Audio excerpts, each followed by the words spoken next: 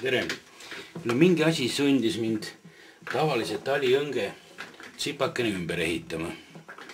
Et mis siin siis uut on? Uut on see, et kui kala juhtub olema ja ta veel võtab ka, siis ta, nüüd imiteerime seda kala. Ja teeb häält.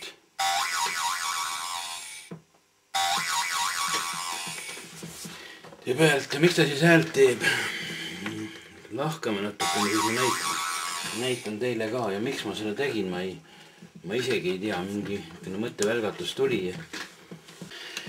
Nii, siin laual on mul parasjagu lahti võetud üks sellist häält tegev taliõng ja ma vahetasin siin äsja neid patareisid, millest see siis koosneb. Kõigepealt on muidugi tarvis hästi läbi saada oma laste või lastelastega, et nendelt mingi pehme häälega mänguasi endale meelitada. Nii, selle nende mänguasjade sees on tavaliselt üks niisugune väikene mikroskeem või on mingisugune elektroonikavidind on, mis seda häält siis tekitab. Siin selle käepideme tagumisse ossa kinnitasin valjuhääldaja ja siin on siis antud juhul küll 2-3 voldist väikest patareid.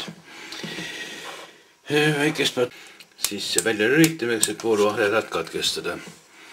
Edasi lähevad need juhtmed siis siia nooguti kanti.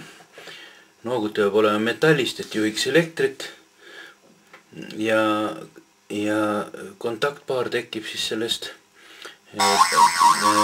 terasnooguti ja vana spinningu otsa rõnga vahel, kui kala võtab.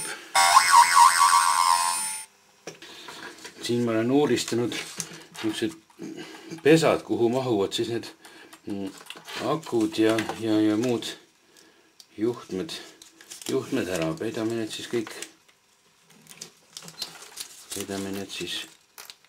ära. Ja nüüd ma olen peitnud kõik need juhtmed ja vidinad ja akud nagu kleeplindi alla. Põlitame sisse. Proovime, kas töötab. Ja.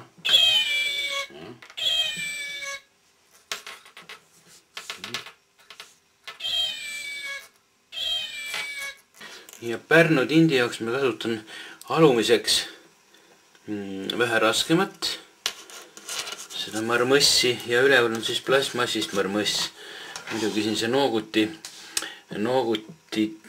jäikust saan reguleerida siin olenevalt marmõsside raskusest. Siin on üks veel mõttetu kalapüügivahend või poolmõttetu õigemini. Mind ta kalapüügil eriti aidanud küll ei ole.